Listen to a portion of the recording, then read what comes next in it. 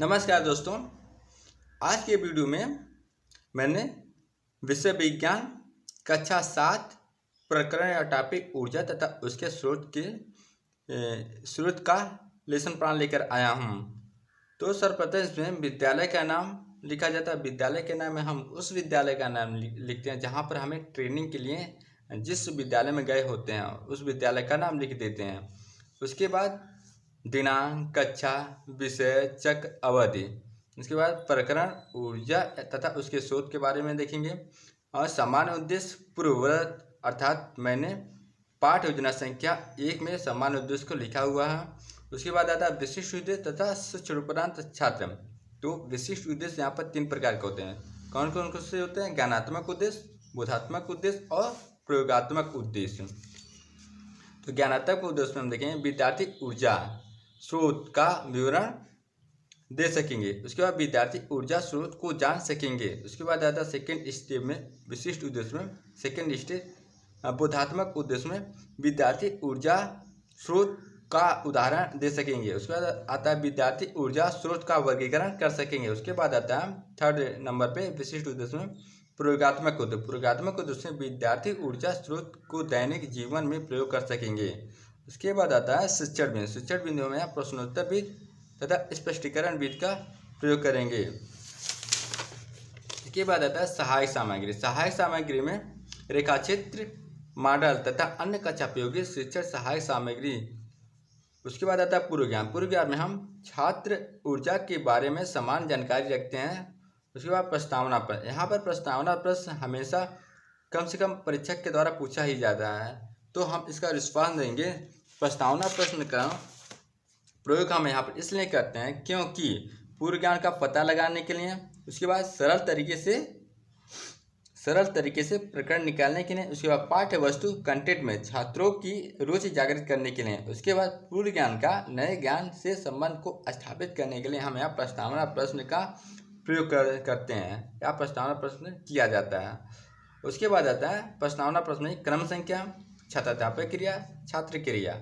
तो सर्वप्रथम first number पर छात्राध्यापक क्रिया में छात्राध्यापक बच्चों से प्रश्न करेंगे सूर्य से हमें क्या मिलता है। तो छात्र क्रिया में छात्र रिस्पॉन्स देंगे प्रकाश। उसके बाद आता है सेकेंड नंबर पे प्रश्न छात्राध्यापक करेंगे बच्चों से यदि हम प्रकाश में कुछ समय के लिए खड़े हो जाएं तो कैसा अनुभव होता है। तो छात्र क्रिया में छात्र रिस्पॉन्स देंगे शरीर गर्म हो जाता है। उसके बाद थर्ड नंबर पे आता है छात्राध्यापक क्रिया में छात्राध्यापक बच्चों से प्रश्न करेंगे शरीर गर्म क्यों होता है। तो छात्र क्रिया में छात्र रिस्पॉन्स देंगे या उत्तर देंगे ऊर्जा के कारण। उसके बाद फोर्थ नंबर पे छात्राध्यापक क्रिया में छात्राध्यापक बच्चों से प्रश्न करेंगे ऊर्जा के स्रोत क्या क्या हैं।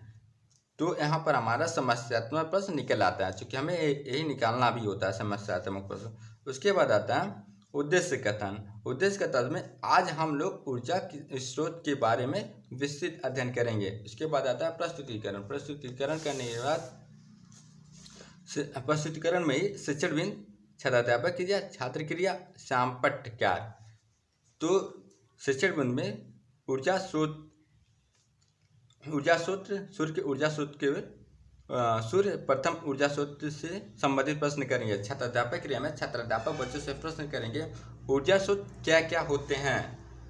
तो बच्चे मौन रहते हैं तथा उनकी शब्दों कथनों को या वाणी को ध्यान से सुनते हैं तथा छात्राध्यापक क्रिया में छात्राध्यापक स्पष्टीकरण करेंगे कि ऊर्जा के स्रोत निम्न हैं। क्या है? पहला सूर्य ऊर्जा का प्रथम स्रोत है। सूर्य ऊर्जा हमारे दैनिक जीवन में बहुत प्रयोग हैं, जैसे सूर्य उष्मा के कारण ही वर्षा होती है। उसके बाद सूर्य के कारण ही गीली लकड़ियाँ सूख जाती हैं। उसके बाद आता है सूर्य के कारण ही वायु का प्रभाव बनता है। सूर्य के प्रकाश की उपस्थिति में पेड़ पौधे प्रकाश संश्लेषण की क्रिया करके अपना भोजन बनाते हैं। उसके बाद आता है पेड़ पौधे हमारे भोजन के स्रोत होने के कारण सूर्य हमारे भोजन का मुख्य स्रोत है। उसके बाद इसमें साम्पट्यकार रहा।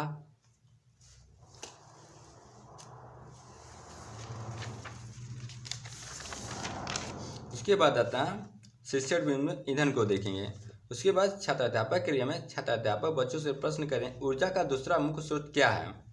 तो छात्राध्यापक क्रिया में छात्राध्यापक स्पष्टीकरण करेंगे ऊर्जा का दूसरा स्रोत ईंधन है।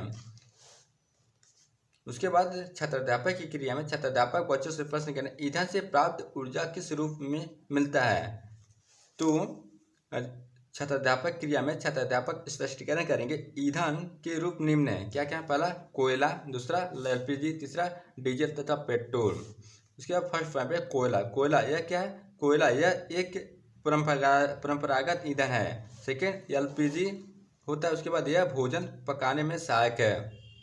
उसके बाद क्या आता है? डीजल तथा पेट्रोल। यह परिवहन के मुख्य साधनों के रूप में प्रयोग किया जाता है। उसके बाद यह सैंपट कार्य है। उसके बाद आता है शिक्षण बिंदु में विद्युत ऊर्जा।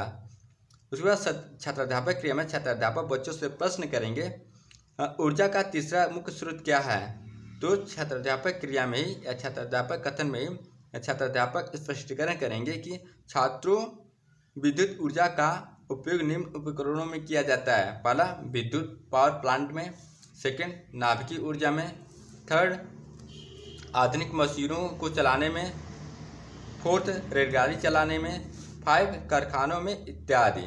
उसके बाद छात्राध्यापक क्रिया में या छात्राध्यापक कथन में छात्राध्यापक बच्चों से प्रश्न है विद्युत ऊर्जा का उपयोग बताओ। तो छात्र क्रिया में छात्र रिस्पॉन्स देते हैं रोशनी तथा रेलगाड़ी चलाने में। उसके बाद आता है शिक्षण बिंदु में बायोगैस। बायोगैस को यहाँ पर हम देखेंगे। उसके बाद छात्राध्यापक क्रिया में या छात्राध्यापक कथन में छात्राध्यापक बच्चों से प्रश्न करेंगे ऊर्जा का चौथा स्रोत क्या है।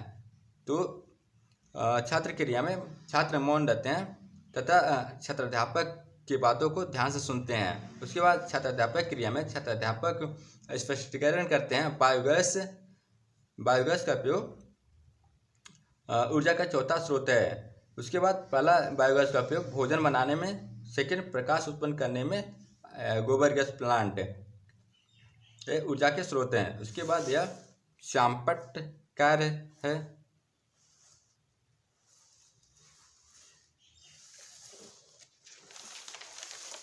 इसके बाद आता है मूल्यांकन प्रश्न। मूल्यांकन प्रश्न में पहला ऊर्जा का मुख्य स्रोत क्या है, सेकंड पेट्रोल तथा डीजल का मुख्य उपयोग क्या है।